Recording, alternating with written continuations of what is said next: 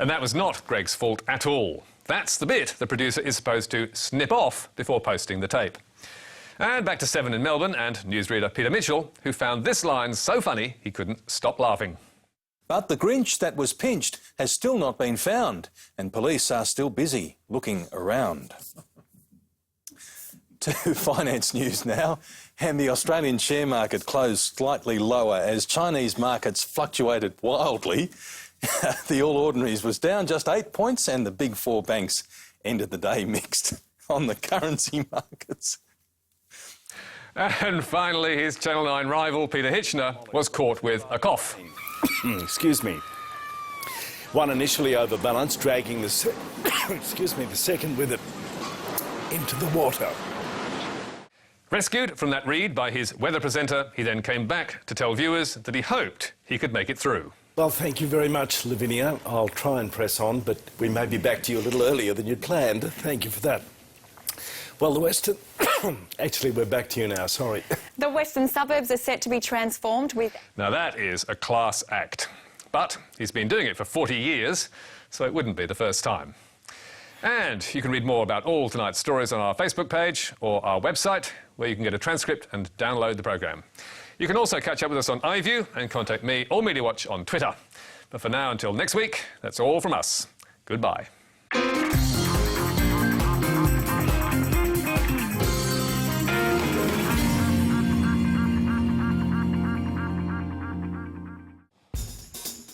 Hello, Tony Jones, live from Studio 22. Tonight on Q&A, Joe Hildebrand, Sharon Bird, astronaut Chris Hadfield, Anne Summers and Josh Frydenberg.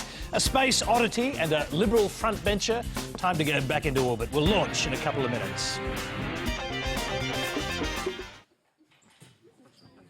Logie Award-winning comedy returns. Welcome to the new Garden Island. Hello, there's CGI, Scotty. I'm just being polite. New Utopia. So what did you think? Blink reaction. It's wrong. Blink again. Starts August 19, ABC. Wednesday at 8 on How Not to Behave, the human hashtag Joel Creasy shares the do's and don'ts of social media. What I do is I go and like all my haters' photos and it freaks them out. Then at 8:30, Charlie Pickering unpicks the headlines on The Weekly. We have bipartisanship on avoiding the question. And at 9, Mandy McElhinney returns home for the first time in over 30 years on Julia Zamiro's Home Delivery. I remember getting bathed in the sink. Wednesday, only on ABC. You got the whole world in your hands, the whole wide world in your hands. You got the whole world in your hands, the whole world in your hands. ABC News Digital, the whole world in your hands. Tonight, how vulnerable are we to the latest computer security threats? We talk to the hacker who managed to remotely disable a high-tech sniper rifle. And searching for the Rainmaker, the remarkable journey to find an ancient dreaming site in Central Australia. That's Late Line, right after Q&A.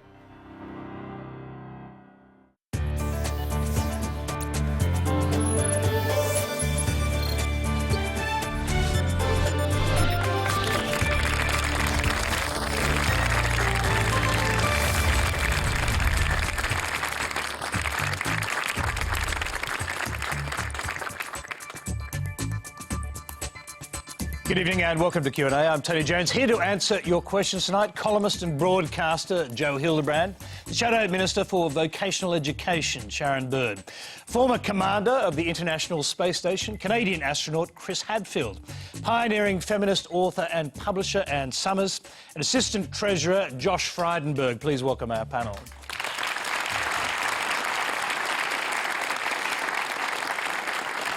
Thank you. And last week we announced that visiting counter-terrorism expert Jonathan Fine would join tonight's program. Unfortunately, Dr Fine isn't well, can't be here tonight. We wish him a speedy recovery.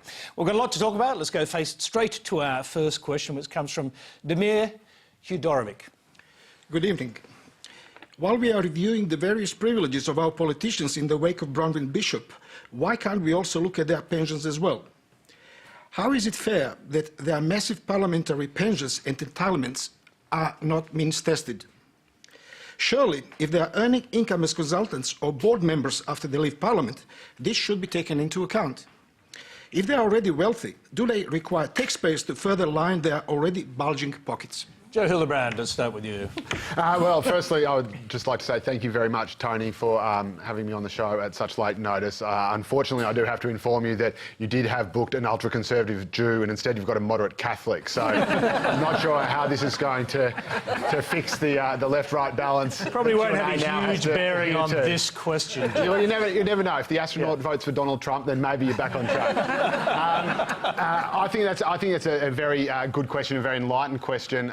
I think that most things in life should be means tested. I don't see why people who do have the ability to pay for themselves and pay for their own way in life should also receive public money. I think there's a very good case for public money being given to people who can't afford to get by. I'm a strong supporter of welfare where it's needed and where that makes a difference between people floating or sinking. But yeah, it's a very good question. If we're means testing pensioners as to whether or not they've got $1 million house, it seems strange that we're not means testing politicians on a much, much greater pension who might have several multi-million-dollar houses.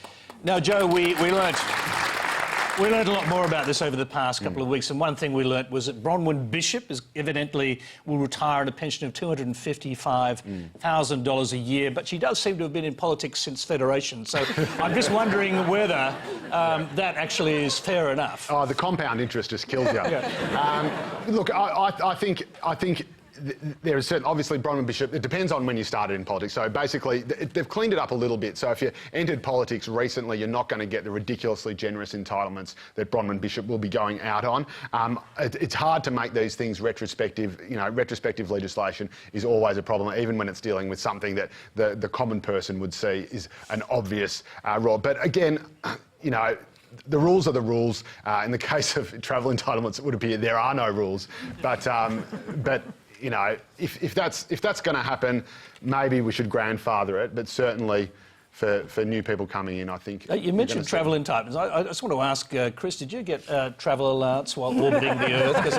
And was it on compound interest?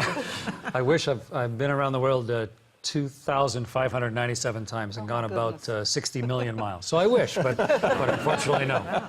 Okay, I'll come back to you because Canadians have a bit of an issue with politicians' entitlements as well. But I actually want to hear Josh Frydenberg on the question that was asked.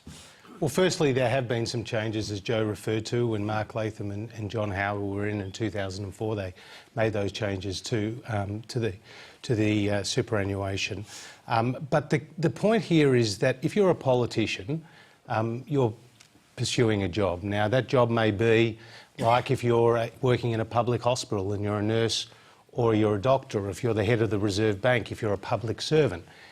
Whereas when you're talking about the pension, that's a welfare payment, and that's for people who can't necessarily support themselves. Now, what somebody does with their wage or with their income as a politician is their own business, and obviously some are better off than others. But I don't think we're talking about, you know, two of the same things here when we're talking about pensions and when we're talking about politicians' wages. And, you know, for that reason, I think you can differentiate. Well, one of the things we may be talking about in Tony Abbott's review is what other entitlements a retired politician may be due. Now, if you take Bronwyn Bishop again, she'll be entitled to 10 free domestic return flights, presumably not on helicopters, each year.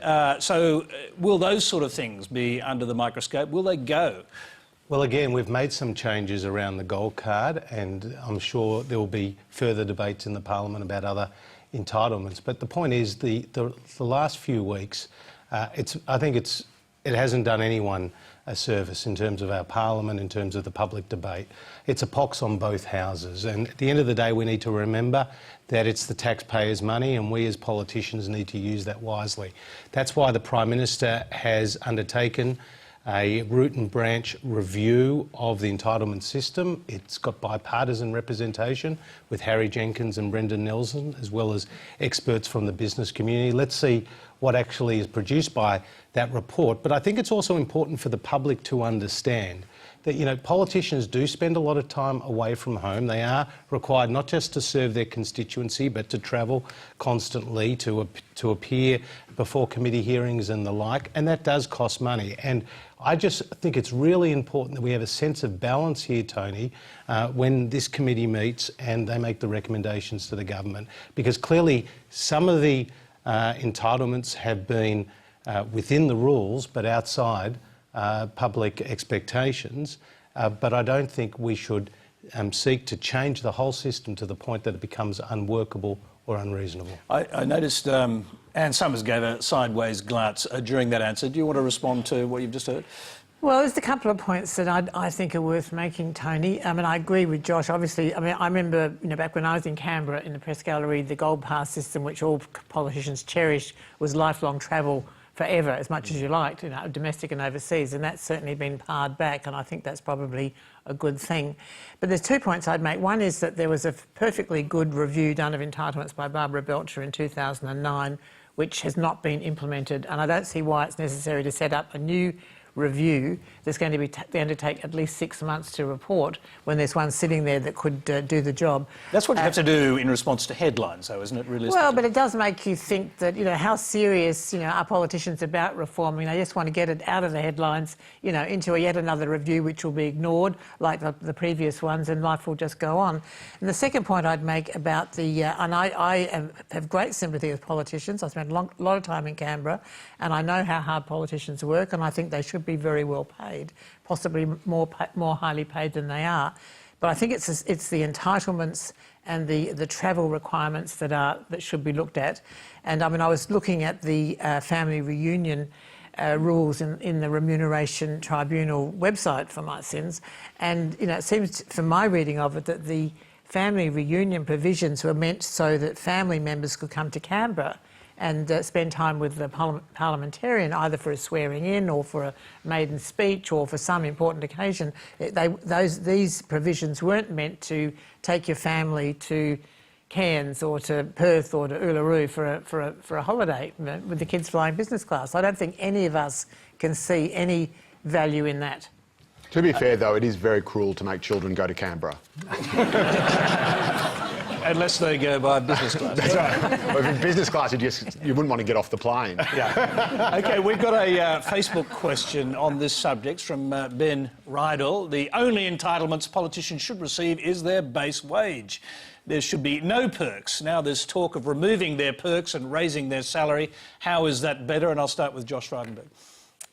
Well, look, I don't want to preempt what this review will actually find, but when you talk about perks, if it is about family reunion, I think there is a good case for family members to be able to see their spouse from time to time. Now, you don't want to overdo that, but these are the broader issues that will be looked at in this review. There have actually been some changes, Anne, that the government has adopted, which has tightened the ability of members of parliament to employ family members. They've reduced the class that they travel on international delegations. There's been a tightening of some of the family reunion provisions. So changes have been just made. A quick question before I pass over to Sharon Berg, so I'd like to hear from the other side of politics, but are you comfortable with the way in which these entitlements to family travel have been used, that we've now discovered? Are you happy with that? As my colleagues have made clear, the use of some of those entitlements have been outside community expectations, but inside the rules, and I'm sure this will be one of the first issues that... So the rules are now going to match community expectations, are they? Well, that's for the review, not for me to decide. Do you think they should? Well, I'm sure that's one of the key issues that need to be looked at. Let's ask Sharon Bird the same question. Yeah, Tony, I think Demir's question and the online question reflect a much broader conversation that's going on in the community, and it very quickly encapsulates issues to do with entitlements and the sorts of expenses that MPs have to do their jobs.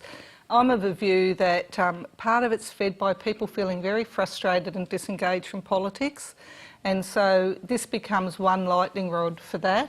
I think some of the conversation that people are having about politicians, it's for me, part of the most depressing part of my job is to see the cynicism that you're confronted with all the time in this job. And I acknowledge sometimes, individuals don't help our case. But I sincerely say to you here that the vast majority of people I meet in politics, even like Josh, if I completely disagree with their formula for making our nation better actually are there and really committed to their communities. Today we had a very important condolence motion in the Parliament for Don Randall, and people reflected on some amazing work he did in his community. And so I think we have to look at things like the expenses. You have to feel confident that we're using them for a legitimate purpose. And so last week, Sharon, we had the extraordinary spectacle of Christopher Pyne and Tony Burke actually agreeing on something. We had bipartisanship, I think, for virtually the first time in the course of the Parliament. And what was it over? Parliamentary entitlements. Do you think people have a right to be a bit cynical about that? Well, I'm not saying that the cynicism's not legitimate. I think that there have been... I'm just saying I don't think it's only entitlements. I think some of the ways we've behaved in debates, I think some of the nature of online conversations is actually bringing us to a space where it's not a really productive sort of public discourse we're having about politics. And I remain really optimistic that we can move beyond that and actually lift the standards. We've got a new Speaker in the Parliament. I'm very confident that Tony will lift the standards of the Parliament. We have to improve on what we do with expenses, not just the rules, but applying our judgment to how we use them as well.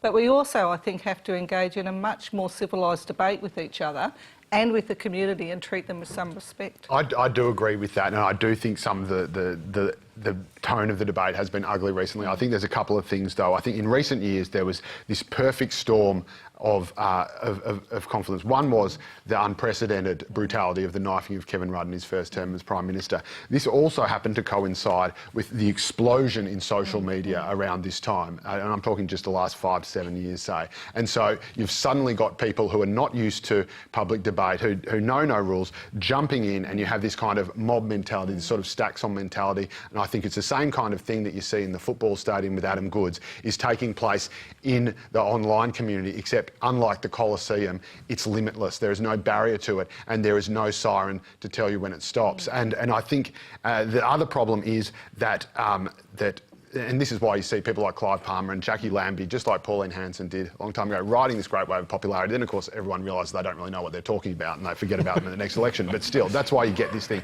The other problem is you've got two parties which repeatedly and steadfastly refuse to put the most favoured politicians into the leader's position. In both Bill Shorten and Tony Abbott, in a recent poll, were the third most popular candidate within their own party among the general public. So the public is seeing time and time again parties refusing to do what they are clearly telling them they want them to do over and over and over again. Just reflect on that a bit, Joe. I actually think that picking leaders by popularity is what's got us into this problem in the first place. I think leaders should set out an agenda and engage with the community and have the hard conversations. Or should they just be picked by the union movement, for example? Well, you know, there's the cynicism I referred to earlier. That's not unfounded. Let me bring in Chris Hatfield here, and you'd be familiar with these arguments in Canada where the same sort of entitlement scandals, I mean, you've had a senator who's facing corruption charges or fraud charges. More than one, as we in fact, speak. yeah. From a personal point of view, I served for the government for 35 years. I was 25 years in the Air Force and then 10 subsequent years with the Space Agency. And so one side of the story is actually just the arcane complexity of the actual rules that you're trying to follow. And you do your best, but if you have one child in college and one child in high school and one in elementary school and you're on travel, and then you ask someone, what am I allowed to actually do? And someone gives you the rules and you try and follow the rules. So in some cases, I'm sure it's inadvertent. In other cases, though, people, I think, don't behave honorably. And if you're in public service, you not only have to follow the rules, but you really have an obligation, I think, to meet the expectation of the people that have put you there. And not everyone is perfect, of course. And you need an external body, you need an Auditor General who is going to try and make the rules reasonable, but then enforce the rules that exist. I'll throw back to Josh on that, and it'll be the last point we make on this subject, so we can move on to other things. But that's a pretty good idea, isn't it? To have an independent arbiter of all of these things. Shouldn't someone independent come in and look at these things now? You've just got a little review full of politicians who've already benefited from these perks, and why shouldn't a totally independent person look at it? Well, Sharon and I are on a unity ticket tonight about your cynicism. Can I just say, it's not... I suspect I'm on a unity ticket with the Australian voters. Okay. Well,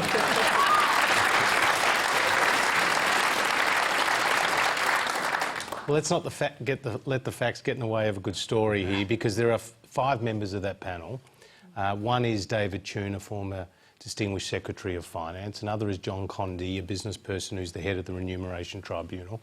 Another is Linda Nichols, who's a distinguished business leader. And there are 2 politicians. So the politicians are actually in the minority. Now, in the United Kingdom, they had a pretty bad expenses scandal. People were staying in fictitious houses and claiming benefits, eating meals that they never had, and claiming benefits for that. And they've gone down that route of an independent person to oversee it, or agency to oversee it. I understand that while there's been a recommendation in Canada from the Auditor General, it actually hasn't got to that point just yet. Look, again, these are issues that will be mulled over by this committee. No doubt they'll play out in the public debate. We do need to improve the system, but just that word of caution, that, you know, some people will never be satisfied as to what the entitlements that politicians get.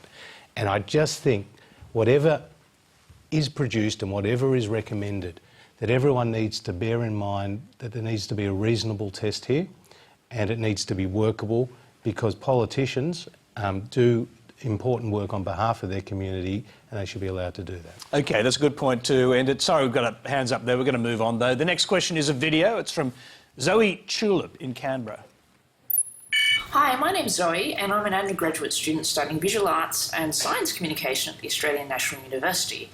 So I saw the performance by Chris Hadfield up on the ISS, and, you know, it was really cool combining science with art and music, and it was great. It's always great seeing those 2 things come together. But I was kind of curious to ask Chris, was there also an underlying message of science in that performance, or was it just about showing the possibilities of, combining art with science? OK, Chris, before we go to you on that, let's take a quick look at what Zoe's talking about. Chris Hadfield's YouTube clip, seen by hundreds of millions of people, at least a section of it.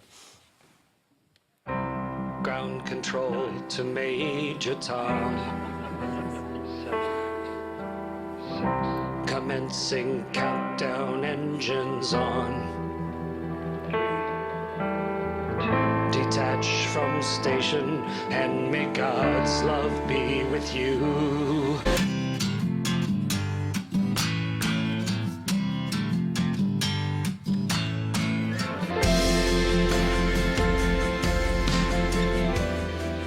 A couple of little sections from the video there. Just before we go to Zoe's question, is it true that your son pretty much twisted your arm to do that? Yeah, that was just a father-son project. He sent me a note saying, hey, Dad, you really ought to record Oddity while you're up there. I was going, Oddity? The astronaut dies in Oddity. Why would I? So as a father, I said, hey, if you rewrite the words so the astronaut lives, I'll record the song. And it just kind of went from a father-son project into something, as you say, that hundreds of millions have seen. But to answer Zoe's question, you know, we've been living off the planet for 15 and a half years. As 15 leading nations of the world, we left Earth 15 and a half years ago. And when you first just start exploring, that's a temporary thing. But this is now almost cultural. This is a shift of our understanding of ourselves. It becomes a subculture of people living off the planet. And how do you share that? How do you know, we're an outpost away from the world. And how do you recognize that transition is happening within us as a species? And you can talk about the graphs and the charts. And we're running 200 experiments on the station, and we set records for science utilization. And we were busy people. But at the same time, it's a magnificent human experience. And I just tried to use every means I could think of to try and share that experience with other people. You've been quite philosophical about it, in fact. I think you called it an extension of the human consciousness, of human understanding. You're talking here about the video. Well, I wish all of us, everybody here in the studio, and Zoe, if you could join us from Canberra, if we could all go around the world 100 times together, just to get on board a ship and actually get next to the window and see the reality of our planet. Enough times that you get over the jaw drop I guess your jaw doesn't drop without gravity, but to get over the gobsmack wonder of it, and then actually start to see that we're all in this together, and to actually see the reality of our planet as one place, and not the hyperactive reporting that we get, the exaggerations of what we get every day. I think it's a really important perspective to have. And the more accurately people can see themselves, I think, the more likely we are to make a good decision together. Josine DeBee has a question on precisely that subject. Let's go to her. Oh, sorry, she's up there. I beg your pardon, on the other side. Hi. Yeah, building on that, when you're in space, do you feel more like a Canadian or more like a citizen of Earth? And how long does that feeling last once you've landed? When you first get to space, it's actually kind of comical. You get to the window and you look for things that you know. And in fact, you feel this weird compulsion to grab the person next to you and go, hey, look, there's Paris. I was in Paris. That's Paris. I was in Paris. You know, and the other person goes, okay. As if, but then the second time around, you go, yeah, hey, there's Paris. And then the third time around, and somewhere along the way, you start to realize that your particular parochial view of the world gets less and less important. And yeah, I'm a very proud member of the society that I grew up in. I'm a very proud Canadian. I was happy to command a spaceship with a Canadian flag on my shoulder, but I recognize that it's way more than that. And I had a crew from all around the world, and you go around the world 16 times a day, so you see all 7 billion people every single day. And somewhere along the way, when I was, communicating with Twitter, I stopped referring to sort of other people from other places, and it all just sort of became a collective sense of us, sort of unconsciously, without me thinking about it, which I think is healthy, but it's not normal. And the more we can get that way, I think, whether on purpose or just by the things that we do, I think the better we'll be. Just coming to the second part of Josine's question, which is, how does it feel when you come back again? We know that in the past, astronauts have come back, they've had religious epiphanies in space, and they've come back deeply changed. Some of them have come back and quite disturbed by being back, and the change they've found on Earth, have become alcoholics. I mean, how do you manage that, the transition back to Earth? Yep. Can I have a drink? Justine, it's a good question. At first you feel awful. I mean, just physically. So your feelings and emotions that Tony's talking about are dominated by the physical changes that have, so you're nauseous and you can't balance and you faint when you stand up. But you get over that in a few weeks, and then in a few months you get your musculature back. It takes about 1.5 years to get your skeleton back. But the thing that lasts the longest, I think, is the psychological and the philosophical. And the people that you're speaking of that came back with an epiphany or a necessity to try and deal with it through, drugs or alcohol or whatever, that was really early on in the space program, when the getting to the moon was everything, and psychological preparation, understanding what this was going to mean to the people was tertiary at best. And we did a terrible job of Neil Armstrong was an astronaut for 8 years total. He flew in space 3 times. He walked on the moon. He rescued a Gemini that was spinning out of control. And then 8 years. And how does he fit that into the rest of his life? I don't know of any of the astronauts in the latter day who were shuttle astronauts who have had an epiphany. I think we're much more careful psychologically in letting people know what it's going to be like. Get them trying ready for it, and so that not only do they deal with it better afterwards, but I think they get more out of the experience. And they're maybe hopefully better at letting other people see into it, just because it's not such an aberration out of their normal life. Joe, it's probably too late for you to become an astronaut, but how would you actually respond, do you suppose, to actually looking at the Earth behind your thumb? Look, it's funny you should say that, because my primary concern about Chris's adventures in space is that a whole bunch of musicians will see an astronaut playing a guitar and think that they can become an astronaut, which I've met a lot of guitarists, and that is a very dangerous thing to contemplate. I think the point Chris makes is absolutely right. I think all of us have a duty to constantly be trying, and it's a hard thing to do because human beings are innately selfish creatures, but you should always be trying to think of things that are greater than you. And I think one of the interesting things about religion, no matter which one it is that it's almost this sort of paradoxical quest where you seek to be like God or seek to know God, while at the same time knowing that you will never ever really know God. But it's that imagining of something greater than yourself, the imagining of some kind of higher importance, and this also more important than that is probably the imagining of yourself, the knowledge of yourself as one with your fellow human beings, that we are all in this together, except of course the Protestants. Sharon, vocational training is your area. There doesn't seem to be a big space for young Australians to become astronauts, but one or two have. What are your thoughts when you listen to this? I think what's quite exciting, and if I got it right, Chris, I think you were inspired as a young person by Neil Armstrong and the original landing on the moon to get into this.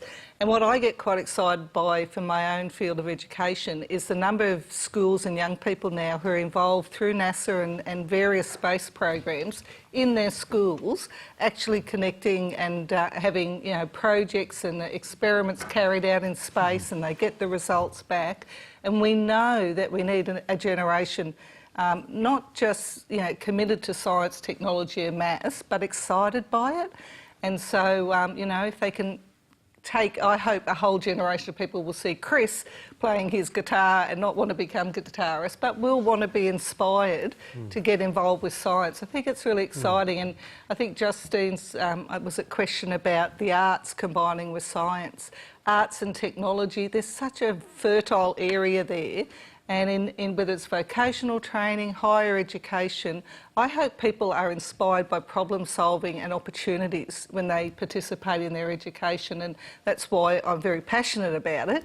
But I love to see stories like Chris's, because I think it really does engage young people to they may not be an astronaut, but they might decide they want to design some of the technology that contributes to it. Or indeed, I think today they've perfected an experiment in space growing their own food, so they might want to do agronomy and how that can Tell you what, if they figured out how to grow plants in space, I do know a lot of musicians who would be Josh, let's go to you. Assistant Treasurer, but you could be the voice in the ear of the Treasurer that says it's time to build an Australian space agency. Well, I mean, Sharon's absolutely right. Chris's story is an inspiration to a whole lot of young people around the country, and good on you, Chris, for getting out there, coming to Australia and spreading the word. Australia has actually got a proud record over the last 5 decades, Tony, of cooperating with NASA in space exploration. We've done that through, for example, the Woomera tracking station. We do it through the Parkes Observatory. We do it through Geosciences Australia and CSIRO. But we don't feel we have the capacity to have our own space program, and that's why we're linking in with our American friends and our European friends and others. Now, what we do, though, focus on is how do we support Australian businesses who have got space exploration or research that is related to their products, whether it's in satellite navigation or the like. So both the CSIRO and the Department of Industry have designated space units that are focused on these issues, on research and the commercialisation of technology. And Andy Thomas is an Australian who obviously became an American citizen in order to join the program, and there are other Australians who are working on the engineering side with the Mars program and the like. So I think it's actually quite a positive story, but as a country of 23 million people, I don't think we're going to be seeing anytime soon either side of politics try to put an Australian on the moon. What are you thinking about this, listening to this? There's an awful lot of earthbound problems that need to be fixed first. I mean, are you a little bit cynical, or are you thinking, I'm inspired to hear this story as well? Well, I mean, you can't not listen and find it extraordinary. I remember I heard Valentina Tereshkova speak many years ago. She was the first woman in space. She was a Russian woman, and she was pretty much involved on a propaganda mission. I heard her speak actually in Greece, and she was railing at Star Wars. It was back in the era of Star Wars, and she was saying, we don't want Star Wars because up there in space it was so peaceful. And I mean, although there was a propaganda element to what she was saying, it was still very moving. And I imagine Chris probably felt the same thing, that, you know, that there's a peace, a physical peace and a kind of an ontological peace, which I think was what you were talking about, that must be something that we earthbound people can't really contemplate. And I don't really see, I'm not a religious person at all, and I can't see religion delivering that, but I can see the kind of physical experience of being up there doing something quite profound to you. Let me, that's a perfect point to go to our next question, which is on this subject, from Dina Zhang. Go ahead, Dina. Hi, my question is to Chris as well. You talk about to drive a spacecraft, you have to fundamentally change yourself. And I think it's a really attractive proposition in a way, because there's so many aspects, or so many of us that want to change aspects of ourselves. So I'm just wondering, how do you fundamentally change yourself? And also wondering whether the perspective that you've gained from being outside of Earth has helped you with that. Thanks, Dina. To go to the core of your question, the most dangerous thing you're asked to do as an astronaut is to fly the rocket ship. On my last flight, I was in space for 5 months, but 50% of the risk, half of all of the risk that I was going to face in 5 months off the planet was in the first 9 minutes. Launch is risky. And on my first space flight back 20 years ago, the odds of death were 1 in 38. Which, if Air Canada, which is the national airline, they would crash 9 airplanes a day if they flew at that rate. So how do you face up to danger in your life? And a lot of us, everybody in this room, has just denied themselves something in life because we're afraid of it. We just basically say, I won't do that because I'm afraid. I won't bungee jump. I won't get married. I won't fly an airplane. I won't, whatever. I'm fearful, and therefore I'm just not going to do that thing. But of course, all of those experiences have a richness that maybe make them worth doing. So how do you change yourself from just hiding behind an amorphous fear to digging into it, to figuring out that this is something worth taking a risk for? We're all going to die eventually anyway. So what things in your life did you decide were worth taking a risk?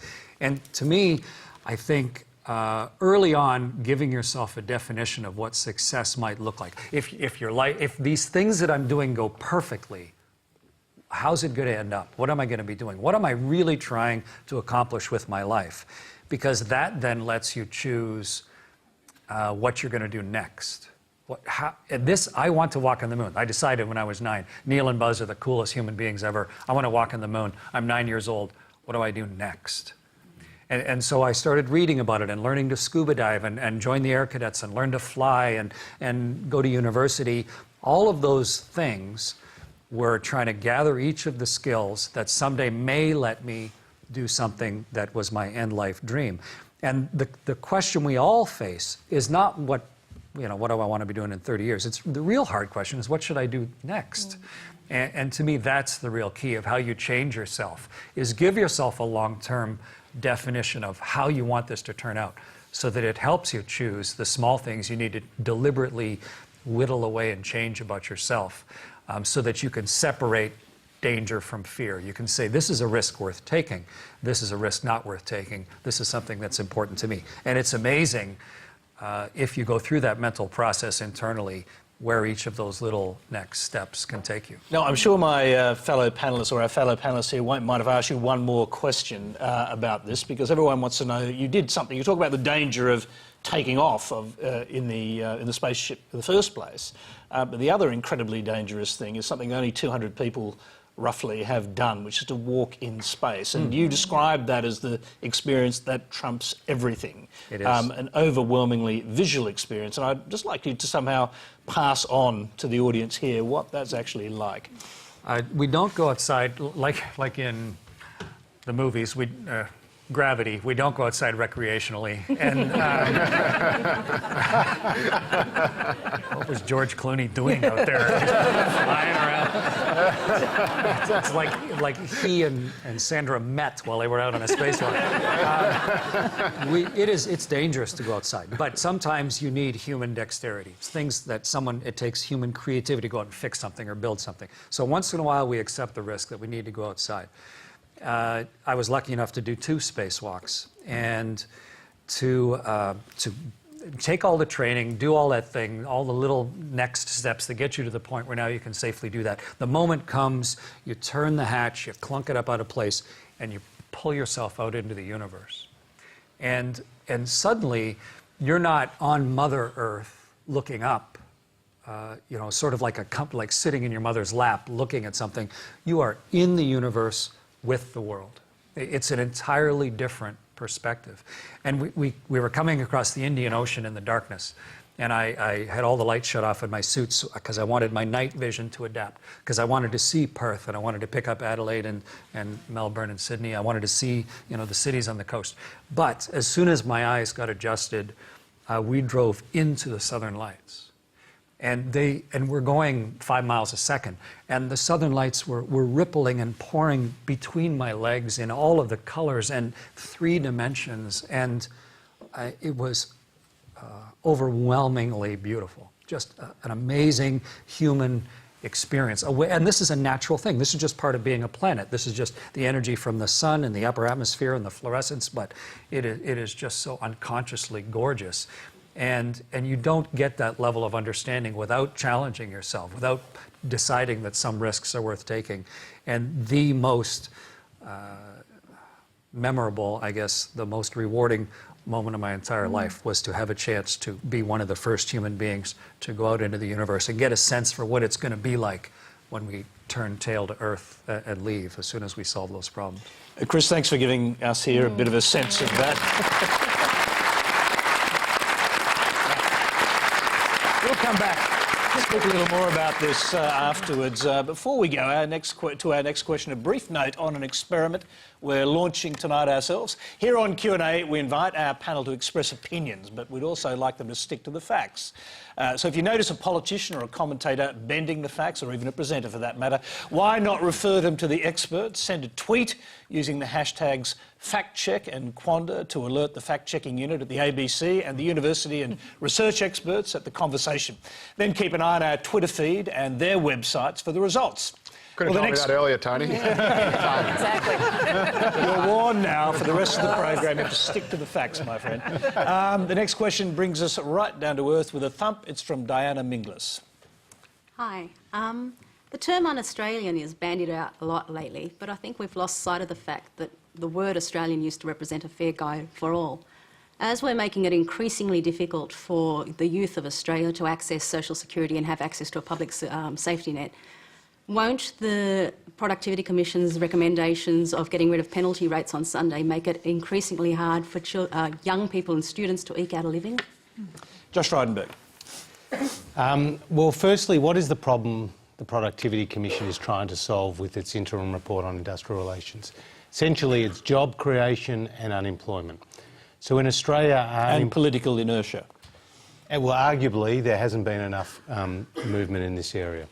So unemployment in Australia is just over 6%, but youth unemployment is closer to 14%. Now, in areas where youth unemployment is particularly high, places like Cairns, parts of Tasmania, parts of Adelaide, hospitality, retail, tourism are predominant sectors. Now, what the Productivity Commission has said is when it comes to Sunday penalty rates, they are being prohibitive, about at 200% sometimes of the base wage. And the feedback from businesses is that they're not opening because of those prohibitive costs.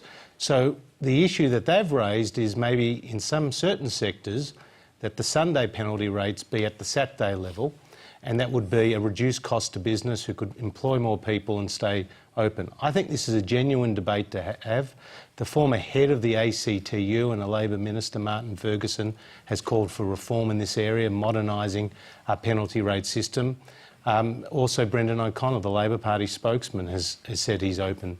to this area as well. So we've now got a report. Let's have a broad discussion about it, but let's not run scare campaigns before actually reports have been released publicly. Let's have a debate, because at the end of the day, the purpose behind reform to industrial relations, particularly in this area of penalty rates and the way the Fair Work Commission operates, it's not about ideology, it's actually about job creation. Josh, you mentioned some areas are not covered by this, and indeed the Productivity Commission has decided to excise from the penalty rate changes emergency workers, which includes policemen and nurses, firemen, we imagine. So, so that was probably a smart political move, but the unions are calling it economic apartheid. So your response to that, and then I'll hear from Sharon Bird. Well, the unions had their campaign against this report before they'd even seen it. And Tim Lyons, who's a former Assistant Secretary of the ACTU, said it was wrong for the unions to run a rerun of the Work Choices campaign, not based on the facts. So this is, you know, head leaders of the union movement criticising their own union brothers for coming out and critiquing a report that they haven't seen. Now, of course, there are differences between the workers in the hospitality and retail and tourism sectors and those who are working in emergency services. We've got a particular problem that a lot of cafes, restaurants are closing because of the high prohibitive costs on a Sunday. We've got a more dynamic economy. Trading hours have changed than where they were in the 60s. Arguably, we're less religious as a society, so Sunday has less significance in that respect, at least, than it used to. People are looking to shop 24/7 and restaurants need to be open. So I think this is a fair income debate to be had, but we've got to focus on what we're on about here, which is about jobs. And the point about this report, it's 1,000 pages in length. There's been 200 submissions, including 20 from the unions themselves. It's been produced by the Productivity Commission, the same group that produced the recommendation to create the NDIS. They're independent experts without a partisan axe to grind, and I think we should give them a fair hearing. OK, actually, I'll bring in Sharon after. We've got another question that'll bring Sharon in, but you've been listening to this ad. What are your thoughts? Well, I anticipated this question might come up, so I went and actually read that section of the Productivity Commission report because I don't feel particularly well informed on this subject. And I have to say, I felt even less informed after I've read it because the report doesn't provide any rationale whatsoever in the text of the report. Maybe it's buried in appendices, which I didn't read, but in the text of the report where the recommendation is made, there is no rationale made for why this change to penalty rate should apply to certain occupations and not others. And I just don't accept the arguments you're making, Josh, about, OK, we all like to shop on Sundays and the religious things don't matter. Those arguments still apply to the transport sector, the emergency services sector and these other sectors that are being quarantined from the penalty rate sector. So I mean, and the costs of having to pay Sunday rate penalties to those occupations are going to be just as high, the 200% loading. So it doesn't seem to me that there is a case being made for why there should be a differential approach to this. If we're going to relook the whole question of penalty rates, and I have no reason why we shouldn't do that and do it in a calm fashion, but I just don't, again, I don't like this idea of singling out certain industries and saying that they should cop it and others are protected. Well, there's a strong political reason for doing it, obviously. But well, just before we bring in the other panellists, we've got another question, and it's from Stephen Leibovitz. Go ahead. My question is it fair for workers to earn more on a Sunday than a Saturday, which in turn might cause less people to be employed? Is it fair? Sharon. Yeah, look, I suppose my perspective on this, Diana asked about young people, and I actually think that the vast majority of workers who would be working weekend work are probably by and large young people, and they're probably not doing it as a full-time job. And realistically, for most of them to pay rent these days, support themselves and feed themselves, they actually need a decent income. And I think the penalty rates is actually what makes it viable for them to do those jobs in the first place. I'd suggest you might want to be a little bit careful about cutting your nose off to spite your face, because it may become unviable if you take away a reasonable remuneration for them to be able to be doing those sorts of jobs. What about the argument that's being made that if more businesses open on Sundays, there'll simply be more jobs and in the end they'll all be getting the same rates that they were getting on Saturday? Yeah, look, you know, I'm not convinced that being able to pay a bit less, so it's not, you're not getting rid of penalty rates, the proposition is to make it equivalent to Saturday, is actually going to create more jobs. I think that the reality will be that people will maybe open, but they'll be using their existing staff and they'll be doing additional work. That's true. But my point, and I say this to businesses in my own area when I chat to them about this, somebody else's worker earning a decent income is your customer. And for these people in that sort of employment, they're actually people who spend almost all their income because they're on fairly low incomes. And so they're out there spending in the other businesses. And so I would just ask sometimes that we stop and recognise the interrelationship between somebody being a worker and also being a member of the community and a customer for other businesses. Let's go back to our questioner, Stephen. I know you represent a retail organisation. You can perhaps tell us what that is and what's your response to what Sharon Bird is saying? Well, we have a number of stores. I have absolutely no doubt if wages on a Sunday were to be reduced in line with a Saturday, we'd be employing a lot more people. Sharon? And to pay someone more at the expense of a whole lot of other people is a strange thought process. I don't know. Well, let's hear from both our panellists down here. Sharon and then Joe. Go ahead. Look, I think that the reality is we've structured our wages and the penalty rate system in order to make that sort of, if you like, vicarious employment an option for people. And all I would say is I understand what you're saying, but my concern would be that people will start to say it's not viable for me to work in the retail or hospitality industry or whatever it is anymore because I simply can't cover my rent. And so the penalty rates actually make it a viable career opportunity, particularly for young people while they're studying or trying to break into employment. And so I'm just saying that there may be other outcomes from taking those sorts of decisions that we haven't really considered, and that they may actually be perverse outcomes at the end of the day. Joe Hildebrand. Look, it is all a fine balancing act, and I was workplace reporter at the Telegraph when work choices came in, so I know what a dog of a workplace policy looks like. Now, there's a couple of things. I am sympathetic to the needs of businesses to be able to remain viable. There's no point being a very well-paid worker in a business that doesn't exist because you're an unemployed worker.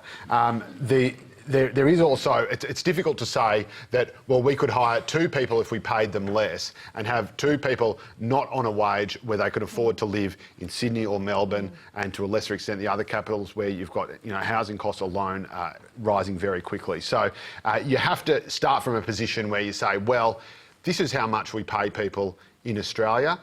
We don't pay them the same as we pay them in China. We don't pay the same as we pay them in the Philippines. That's because we have a philosophical commitment to paying someone a living wage. That means a wage that you can actually feasibly live on.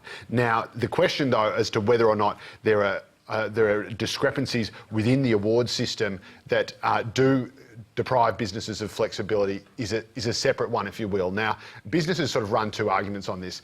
Usually they just try to say it's not about cost cutting at all, it's just about being flexibility and productivity, and I'm all for that. So if you are in hospitality, and this answers Anne's question as well, hospitality in a sense is a unique industry where it's not the only industry to work unusual hours, but it's an industry where working on weekends, working nights is the norm. That is when people go out, that is when people go away. So there's a special case to be made that, in fact, you know, someone else's, a bank worker's Monday to Friday is equivalent to a hospitality worker's Thursday to Sunday. Now, as long as that worker is getting the same amount of money in their pocket at the end of the week, and that is the critical thing, then I have no problem with smoothing out penalty rates so that, you know, you get paid the same amount on Sunday as you do on Saturday, as you do on a Friday night, as you do on a Thursday night. But that has to be compensated by either an overall rise in base pay so that the worker is not left off at the end of, worse at the end of their week, not necessarily their shift,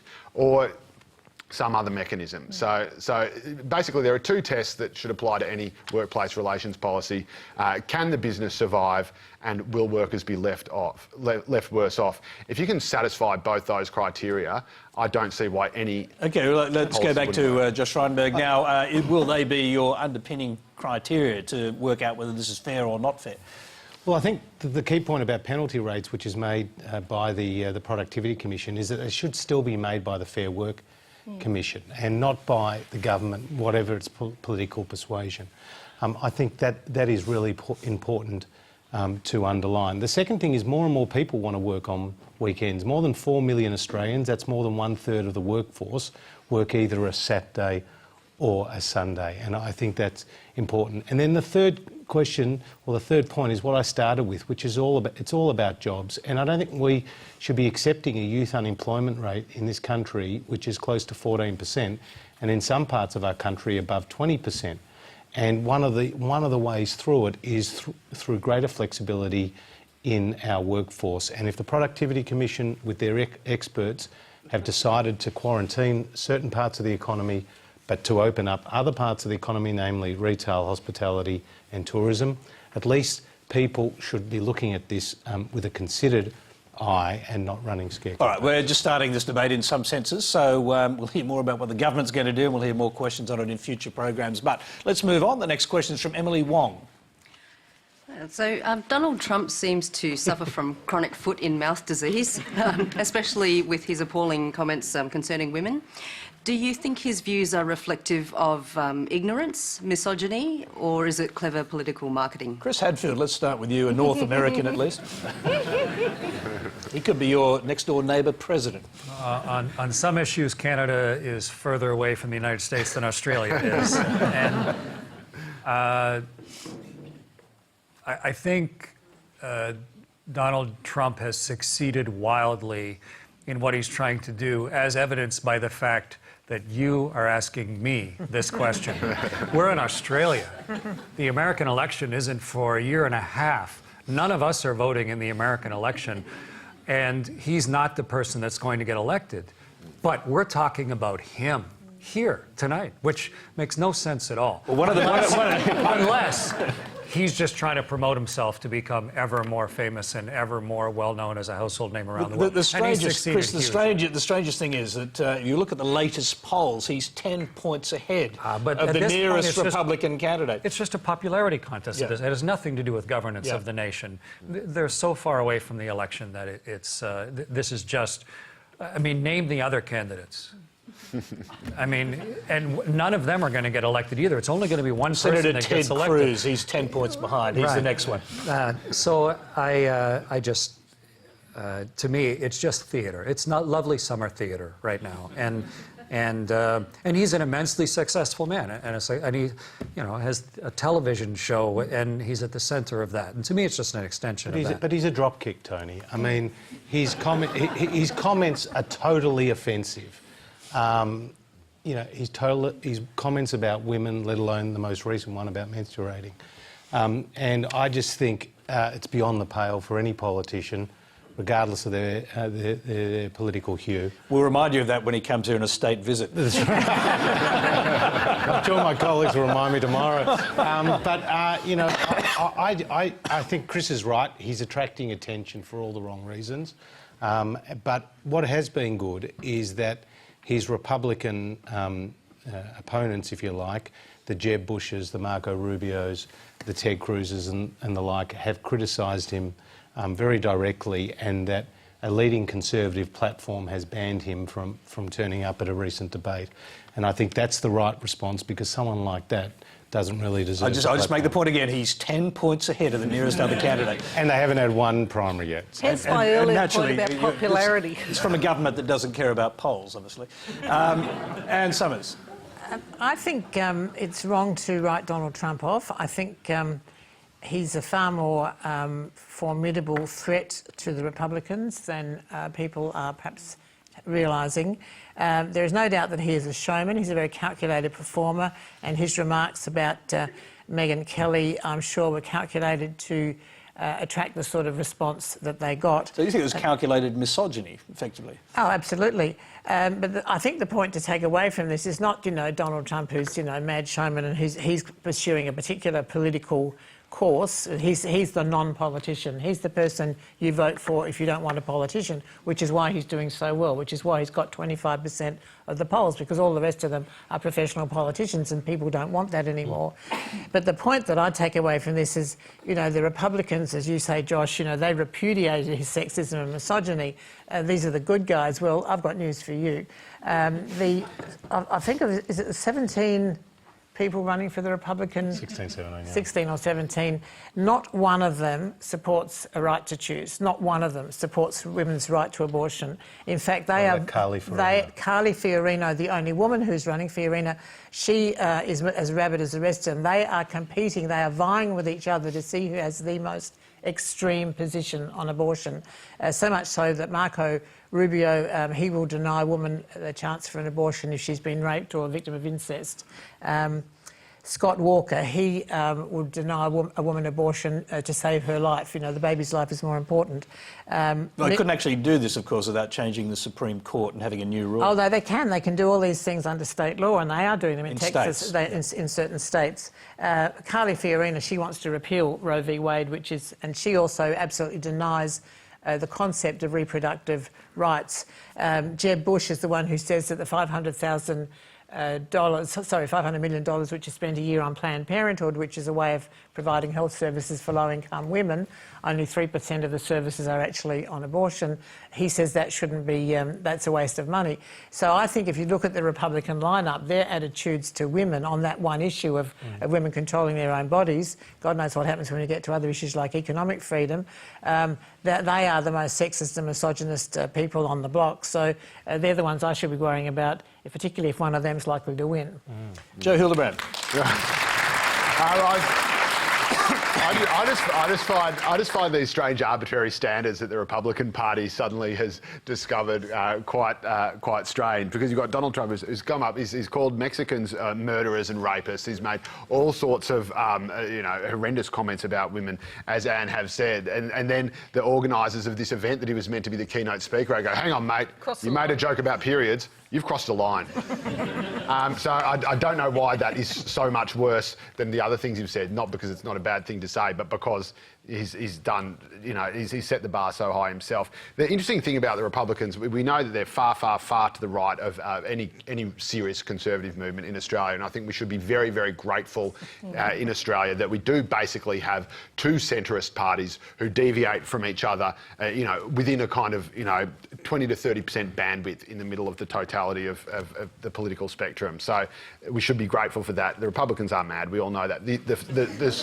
The struggle they have at the moment, not quite all mad, but rather the party apparatus that is able to raise all the money and more particularly get out the vote and get the activists out there dragging special interest groups to the polls, because of course in America the problem is that it's voluntary voting. So if people don't get energised by an issue, then they're not going to care about it. So you might think that, for example, there was polls saying only 15% of Americans opposed the moves for gun control. Yet that 15% of Americans will vote early and often and in every single election where that is an issue, and make life living hell for any candidate who tries to bring gun control. So again, you've got this sort of mob pack sort of running around. It's not actually democratic, it's not people power, but it's just pain in the arse power, because there are a bunch of people who are prepared to go to town on any of these issues. The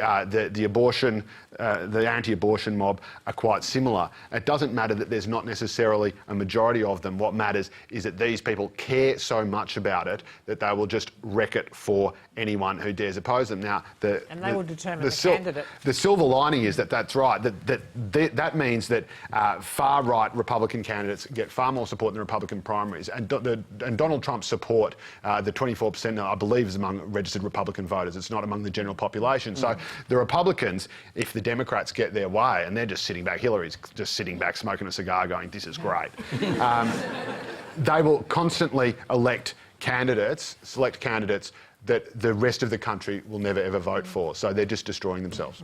Very quick one, Sharon. I just want to observe, Emily asked the question, and where it does link to the Australian story, I think, is we're having a debate in this country about increasing women's representation in politics. And when you watch an interview like that fundamentally what he was doing was challenging her right to ask him questions. That's what was the underlying message. And I think women will look at that and be put off again by that sort of environment in which to participate. And so the message is important, and it does play out here too. I think in that I would have been interested in perhaps how Emily reacted. I think she probably reacted like a lot of women and just sort of went, you know, it's not just about a cheap shot about menstruating. It's actually about questioning her right to ask him questions, and that was quite significant about it. OK, we've got time for one last question. It comes from Freya Janssens. In the film Interstellar about futuristic space travel, the main character says that we're not meant to save the world, we're meant to leave it. Chris Hadfield, to what extent do you think that this is true? And do you think that in the next 30 or 40 years, we're going to find it easier to travel to space? We're not meant to save the world, we're meant to save it. We're not meant to save the world, we're meant to leave it, I think was the quote. My wife and I have raised 3 kids, and I was amazed to watch that they developed the ability to walk way, way before they had the ability to do just about anything else. Before they could talk, before they had any common sense, evolution had given them the ability to go explore. It's necessary as a human being to be able to go explore, to grow as an individual. It's fundamental to all of us. It's absolutely necessary for us to develop. If you spend all of your life laying on your back in one location, you will not develop with any sort of capability. And there's nothing sacrosanct about space exploration. Our exploration has always been pretty much limited by the technologies that we've developed. And we only got to the South Pole 100 years ago because we were limited by technology. And we only started flying a little over 100 years ago. And we only went vertical into space 50 years ago. And that it is the exact same extension as our 3 kids learning to walk. It's just normal. So I think, to go to your question, there's nothing predestined about us having to leave Earth by any means. But I think leaving Earth as part of our experience of being a capable species is one of the things that's in fact, it's happened. We left Earth 15 years ago. We permanently started living on the space station in fall of 2000. We left Earth as a species half a generation ago. So that process is happening. And just like a kid learning to walk, the improved perspective and understanding, and therefore improved decision-making that comes from it is really important to our long-term survival. So Interstellar, it's a lot of fun to watch. You know, it's crazy. It expands your mind. It's hard to figure it out. You can watch it 3 times and draw a different conclusion each time, which is great. But the reality of slowly using our technology to allow us to see something different, to allow us to learn something from it, that lends us build more technology to allow us to again follow that process. That's been going on since time began, and it's not going to stop. And then the real question is, how do each of us choose to participate in that, whether we have a space agency, whether we allow our citizens to become astronauts or not, how we organize ourselves. That's really the key decision-making. We're just about out of time, so one last question to you. Would you have signed up, with all this, with all it entails, leaving your family behind, etc., would you have signed up for a mission to fly to Mars? There are no missions going to Mars. No, not currently. No, there are no vehicles and no... and I think there's a misperception of what astronauts do. We don't go for rides. You know, we help design, we make spaceflight possible. And we work with a huge team of people, and we help design the cockpit and understand the risks and all those things. And that's what is the interesting part of it, you know, is the process and being involved in the process. And some of the stuff we're doing in the space station right now is answering those questions to go to Mars. I love that part of it. And eventually we'll figure out enough things that we can safely walk that far. There is another very good David Bowie song about Mars. If you went there, I'm just saying. Or Elton John and Rocket Man. You might have left your run a little too late. That's all we have time for tonight. Please thank our panel, Joe Hildebrand, Sharon Bird, Chris Hadfield, Anne Summers and Josh Frydenberg.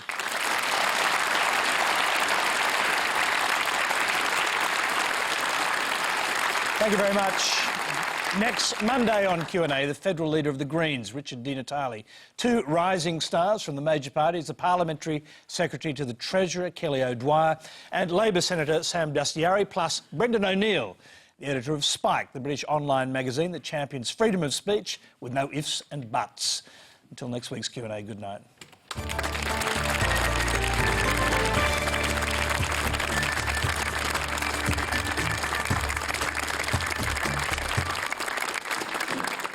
With a faltering economy and talk of a property bubble, China is at a crossroads. Emerging China is going to work. It has to work here. The story of China's new future told by those helping to shape it. Many Chinese are now wondering just where their country is heading. Foreign Correspondent, tomorrow at 8 on ABC.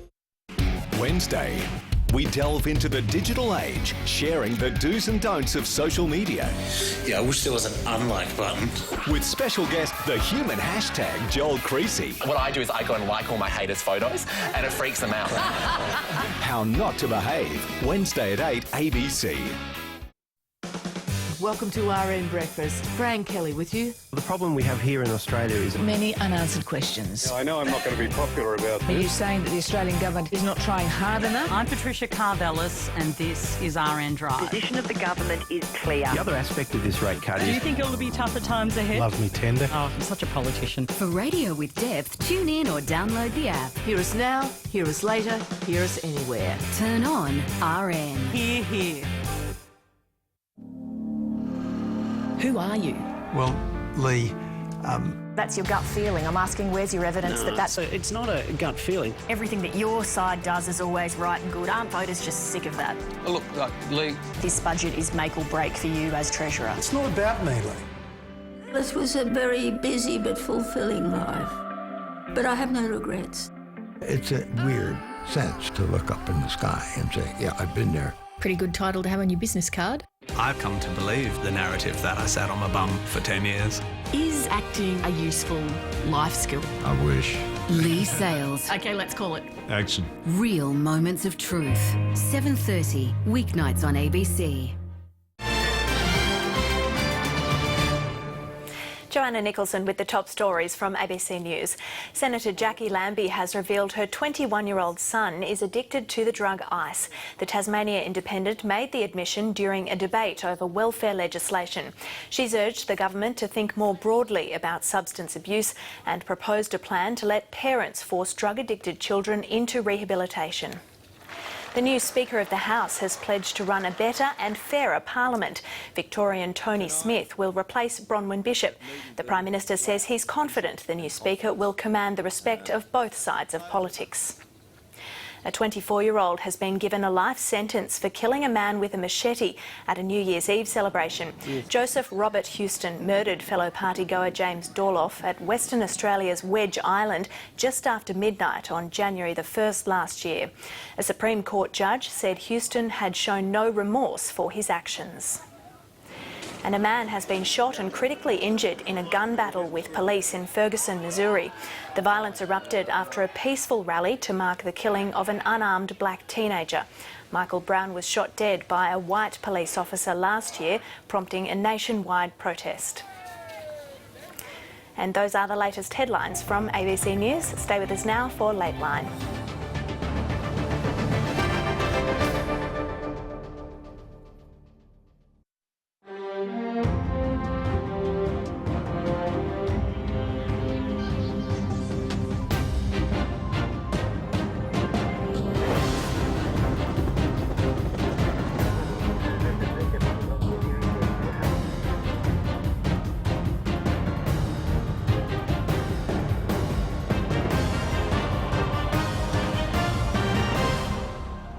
Welcome to the program. John Barron with you.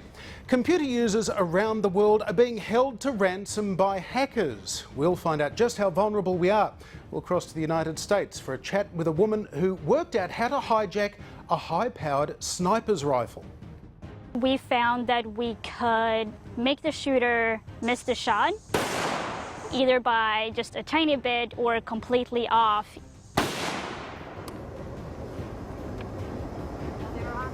And there you go, hit the target on the left. But first, after weeks of tit-for-tat accusations over travel entitlements, which led to the resignation of Bronwyn Bishop as Speaker, the nation's politicians returned to Canberra today to watch her replacement being sworn in. Victorian Liberal Tony Smith, described as being both mild-mannered and a rev-head, takes on the role and, unlike his predecessor, he has confirmed he will not sit in the party room whenever he holds the position. The Prime Minister will be hoping that a line has been drawn under the travel entitlement saga, which has dragged on for much longer than either side of politics would have probably liked. Tomorrow, the first policy challenge of the session comes with the government set to unveil its post-2020 carbon reduction targets. Political correspondent Tom Eagleton has more from Canberra. As the old saying goes, a week is a long time in politics. The 6 weeks since Parliament last sat, those members who are leaving the chamber kindly do so quickly, seem like an eternity ago. Now the Prime Minister's farewelled his pick as Speaker. She has been a warrior for the causes that she believed in. And watched as one chosen for him was installed. In the course of your 15-year parliamentary career, you have met with some disappointments. After a promising start to his political career, in the party, he's considered one of the new generation with big potential. That included a rapid elevation to the front bench. I do, so help me God. Tony Smith was dumped and put into political purgatory after sweating his way through a fumbled announcement in his role as Shadow Communications Minister. Clearly we're winding up NBN. A glum-looking Bronwyn Bishop welcomed his political rebirth. The new Speaker isn't the warrior in the mould of his predecessor. I hope this video tells you a little about me. Right down to his choice of transport. Mum wasn't very impressed. She sent Dad along to try and talk me out of it. Unlike Bronwyn Bishop, Mr Speaker won't go to party room meetings, a gesture to Labor's demand for a more impartial Speaker this time round. People say Parliament shouldn't be robust. It should. But it needn't be rude and it needn't be loud. And that is something I'd like to see improve. The Prime Minister reflected on the changes forced on him by quoting John Howard. He said, "Politics is a hard and unforgiving business, but it is amongst the highest and noblest forms of public service. May all of us conduct ourselves so that the public that we serve will better appreciate that in the days and weeks and years to come." Labor's already agreeing with that. Your elevation brings an opportunity actually for all of us in this place to reflect on our behaviour. The opposition's revelling in the exit of a Speaker they regarded as more of a participant than an umpire. And today is a chance to lift the standards of this parliament, to return them to a level which Australians rightly expect. One thing that hasn't changed much over the winter break is the government's standing in the polls. The travel expenses scandals diverted attention from the Trade Union Royal Commission and forced a review of entitlements that's doing the government no favours. Having former members of Parliament on the committee doesn't really help the committee at all. It's the public input that we need. If anything, the breaks only compounded the impression the government's adrift, split internally and unwilling or unable to fight for real reform.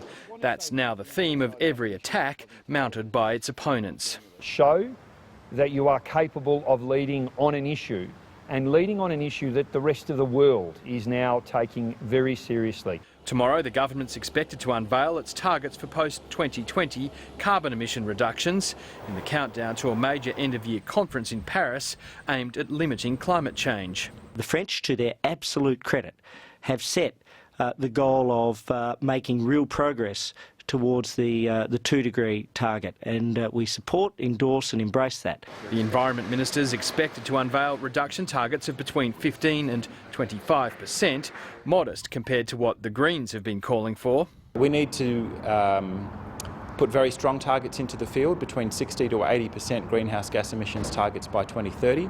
Whatever targets are unveiled, there's no suggestion of a major policy change in the wind beyond the Emissions Reduction Fund introduced earlier this year.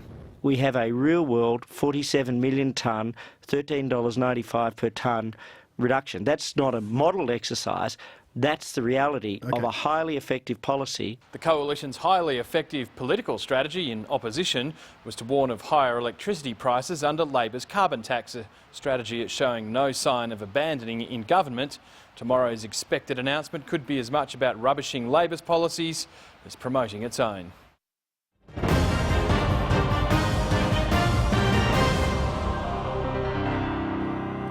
For the past 10 days, some of the world's top hackers have been gathering in Las Vegas. They've been attending not one but two major conventions where they can show off how they can exploit weaknesses in everything from cars to medical devices, even, as we'll learn in a moment, sniper rifles. While the International Hackfest has been taking place, it's been revealed that Australian computer users, among others, have become victims of what's been described as an unbreakable virus known as Crypto Locker. It basically hijacks files on your computer and then demands a ransom for you to be able to get them back. Now, of course, the Las Vegas conventions are all about what's described as ethical hacking. Big companies even turn up to try and improve their own product security and possibly hire one or two of those more brilliant hackers. Some businesses pay what are called bug bounties to those who can find vulnerabilities in their digital products. Speakers at one event included the guys who recently proved that they could remotely take over a Jeep while it was driving. That stunt led to a recall of almost 1.5 million cars. Kill the engine. So we're killing the engine right now. It says park, it says. Okay, hold on tight. Hold on. Oh. These are two back-to-back conferences and they attract tens of thousands of people. The first one is called Black Hat. It's regarded as the more corporate affair, while the second, it seems, is strictly T-shirt and jeans. It's called DEF CON. There are shame boards for those who attend and then find themselves being hacked, and then there's an award for the most epic fail. The contenders in that inglorious category include the US Government Personnel Office. It compromised the personal details of more than 20 million people. And then there was the hack on the Ashley Madison cheating service, believed to have affected about 40 million clients.